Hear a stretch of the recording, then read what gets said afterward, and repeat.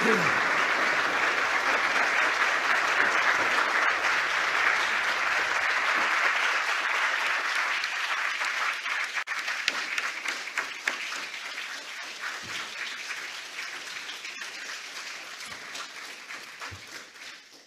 have a seat.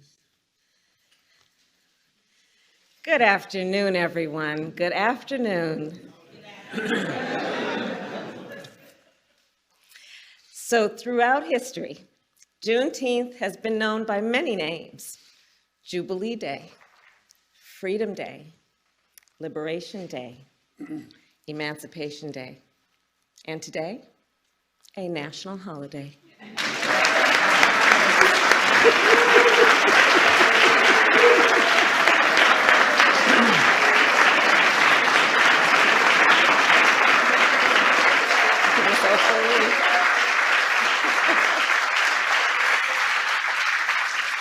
And looking out across this room, I see the advocates, the activists, the leaders who have been calling for this day for so long, including the one and only Miss Opal Lee.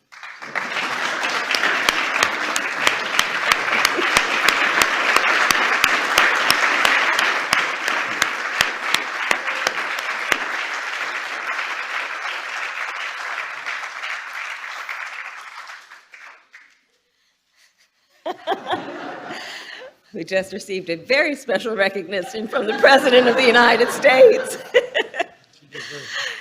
And I see members of Congress, members of the Congressional Black Caucus, members of the United States Senate who passed this bill unanimously. And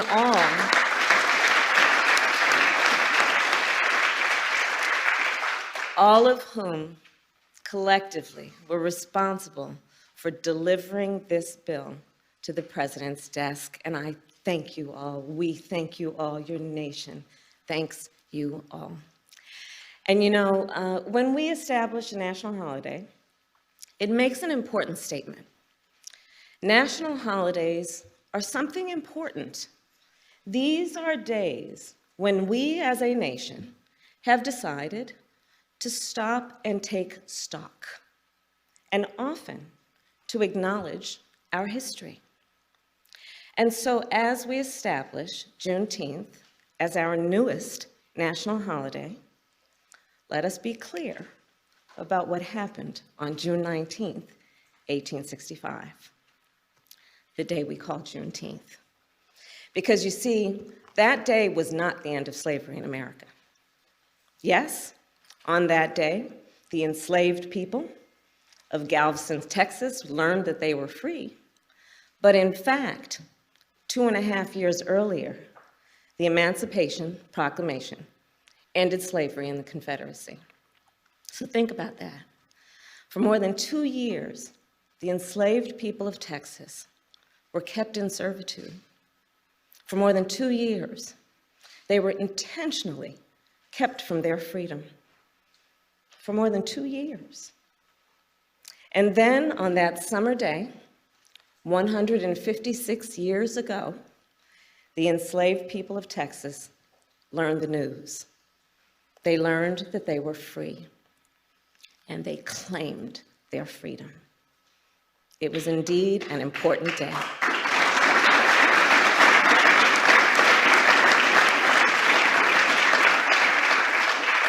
And still, let us also remember, that day was not the end of slavery in America. The truth is, it would be 6 more months before the 13th Amendment was ratified, before enslaved people in the South and the North were free. So as we commemorate the history of Juneteenth, as we did just weeks ago with the history of the Tulsa Race Massacre, we must learn from our history. And we must teach our children our history, because it is part of our history as a nation. It is part of American history. So let me end by saying this. We are gathered here in a house built by enslaved people. We are footsteps away from where President Abraham Lincoln signed the Emancipation Proclamation. And we are here to witness President Joe Biden establish Juneteenth as a national holiday. We have come far, and we have far to go, but today is a day of celebration. It is not only a day of pride, it is also a day for us to reaffirm and rededicate ourselves to action. And with that, I say, Happy Juneteenth, everybody. And with that, I introduce the President of the United States, Joe Biden.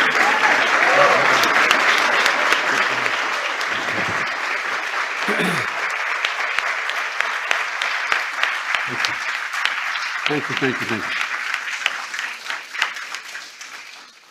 Well, thank you, Madam Vice President. 156 years ago, 156 years, June 19th, 1865. John, thanks for being here. Major General of the Union Army arrived in Galveston, Texas to enforce the Emancipation Proclamation and free the last enslaved Americans in Texas from bondage. The day, as you all know, and we repeat some of what was said, became known as Juneteenth. You all know that. A day that reflects what the Psalm tells us.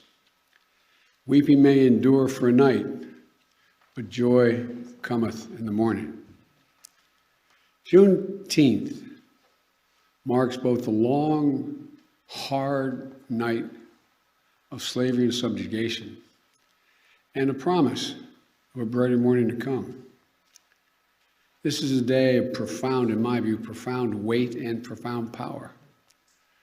A day in which we remember the moral stain, the terrible toll that slavery took on the country and continues to take. What I've long called America's original sin. At the same time, I also remember the extraordinary capacity to heal and to hope and to emerge from the most painful moments in a bitter, bitter version of ourselves, but to make a better version of ourselves. And today we consecrate Juneteenth for what it ought to be, what it must be, a national holiday. As the Vice President noted, a holiday that will join the others of our national celebrations, our independence, our laborers who built this nation, our servicemen and women who served and died in its defense, and the first new national holiday since the creation of Martin Luther King holiday nearly 4 decades ago. I'm grateful to the members of Congress here today, in particular to the Congressional Black Caucus, who did so much to make this day possible. I'm especially pleased that we showed the nation that we can come together as Democrats and Republicans to commemorate this day with an overwhelming bipartisan support of the Congress. I hope this is the beginning of a change in the way we deal with one another. And we're blessed to mark the day in the presence of Miss Opal Lee. As my mother said, God love her.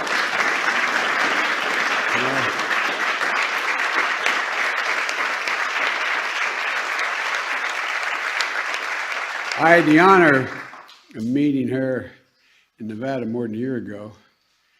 She told me she loved me, and I believed it. I wanted to believe it. Ms. Opal, you're incredible. A daughter of Texas, grandmother of the movement to make Juneteenth a federal holiday. Ms. Opal is, you won't believe it, she's 49 years old, or 94 years old. You are an incredible woman, Ms. Opal. You really are. As a child growing up in Texas, she and her family would celebrate Juneteenth. And Juneteenth, 1939, when she was 12 years old, a white mob torched her family home. But such hate never stopped her, any more than it stopped the vast majority of you I'm looking at from this podium. Over the course of decades, She's made it her mission to see that this day came. It was almost a singular mission. She's walked for miles and miles, literally and figuratively, to bring attention to Juneteenth, to make this day possible.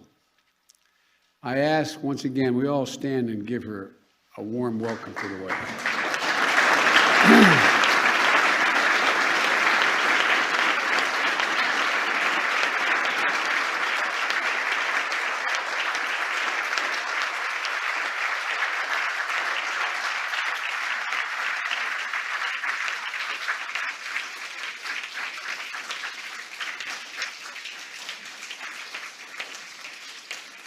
As they still say in the Senate, and I said for 36 years, if you excuse me for a point of personal privilege, as I was walking down, I regret that my grandchildren aren't here, because this is a really, really, really important moment in our history. By making Juneteenth a federal holiday, all Americans can feel the power of this day and learn from our history and celebrate progress and grapple with the distance we've come, but the distance we have to travel, Jim. You know, I said a few weeks ago, marking the 100th anniversary of the Tulsa Race Massacre, great nations don't ignore their most painful moments. Great nations don't ignore their most painful moments. They don't ignore those moments in the past. They embrace them. Great nations don't walk away. We come to terms with the mistakes we made. And in remembering those moments, we begin to heal and grow stronger. The truth is, it's simply not enough just to commemorate Juneteenth. After all, the emancipation of enslaved Black Americans didn't mark the end of America's work to deliver on the promise of equality. It only marked the beginning. To honor the true meaning of Juneteenth, we have to continue toward that promise, because we've not gotten there yet. The Vice President and I and our entire administration and all of you in this room are committed to doing just that. That's why we've launched an aggressive effort to combat racial discrimination in housing. Finally address the cruel fact that a home owned to this day by a Black American family is usually appraised at a low rate for a similar home owned by a white family in a similar area. That's why we committed to increasing Black home ownership, one of the biggest drivers of generational wealth. That's why we're making it possible for more Black entrepreneurs to access capital, because their ideas is good, they lack the capital to get their fair share of federal contracts so they can begin to build wealth. That's why we're working to give each and every child 3 and 4 years of age, not daycare, but school in a school. That's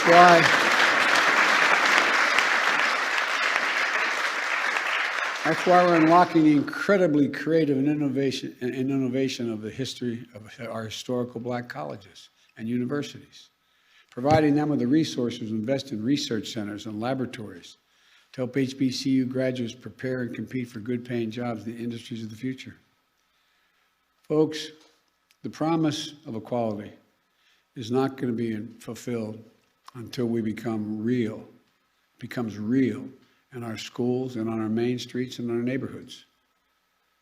Our healthcare system, and ensuring that equity is at the heart of our fight against the pandemic. And the water that comes out of our faucets, and the air that we breathe in our communities, and our justice system, so that we can fulfill the promise of America for all people, all of our people. And it's not going to be fulfilled so long as the sacred right to vote remains under attack.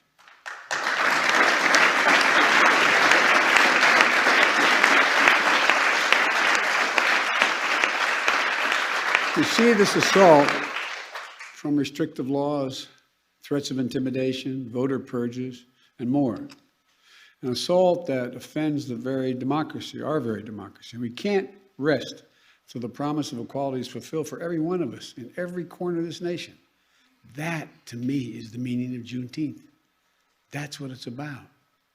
So let's make this very Juneteenth, tomorrow, the first that our nation will celebrate all together as one nation. A Juneteenth of action on many fronts. One of those is vaccinations. Tomorrow, the Vice President will be in Atlanta on a bus tour helping to spread the word like all of you have been doing on life-saving vaccines. And across the country this weekend, including here in Washington, people will be canvassing and hosting events in their communities, going door to door, encouraging vaccinations. We've built equity into the heart of the vaccination program from day one, but we still have more work to do to close the racial gap in vaccination rates. The more we can do that, the more we can save lives. Today also marks the 6th anniversary of the tragic deaths at Mother Emanuel Church in Charleston, South Carolina. A killer, motivated by hate, intending to start a race war in South Carolina. He joined his victims in a Bible study class. Then he took their lives in a house of worship. It's a reminder that our work to root out hate never ends, because hate only hides. It never fully goes away, it hides. And when you breathe oxygen under that rock, it comes out. And that's what we must understand, that Juneteenth represents not only the commemoration of the end of slavery in America more than 150 years ago, but the ongoing work to have to bring true equity and racial justice into American society, which we can do. In short, this day doesn't just celebrate the past. It calls for action today. I wish all Americans a happy Juneteenth. I'm certainly in a moment, going to sign into law, making it a federal holiday. And I have to say to you, I've only been president for several months, but I think this will go down for me as one of the greatest honors I will have had as president. Not because I did it, you did it, Democrats and Republicans. But it's an enormous, enormous honor. Thank you for what you've done. And by the way, typical of most of us in Congress and Senate, I went down the other end of the hall first and thanked your staffs, because I know who does the hard work.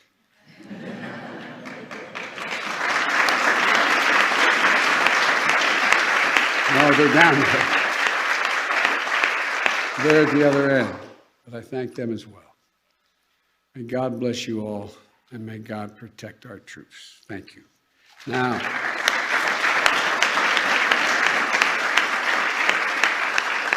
I'd like to invite up, while I sign, Senator Tina Smith, Senator Ed Markey, Senator Raphael Warnock, Senator John Cornyn, Whip John Clyburn, Representative Barbara Lee,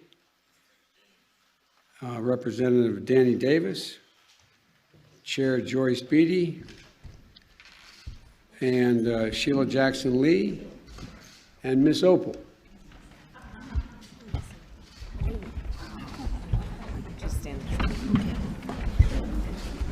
You should have my chair.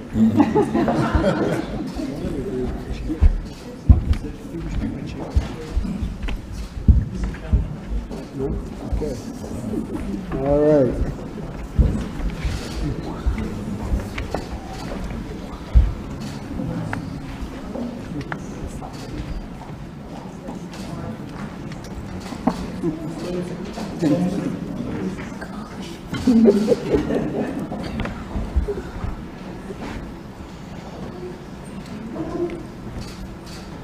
Miss Opal, that's the first one.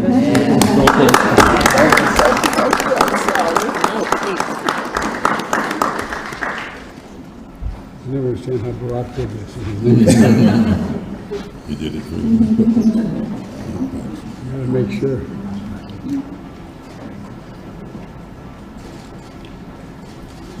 There you go.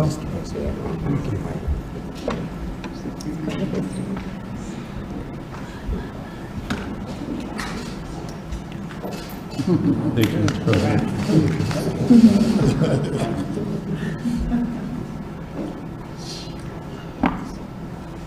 Thank you. Thank you so much.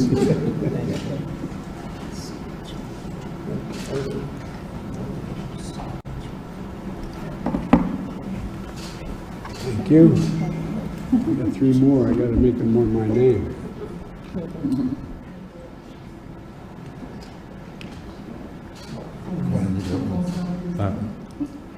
Oh, I'm sorry. I got for sure. There it is. There's a man. Texas. Did anybody else? Oh, yeah, okay, man. I'm sorry, man. Congressman Davis. Thank you, man. Thank you. All right.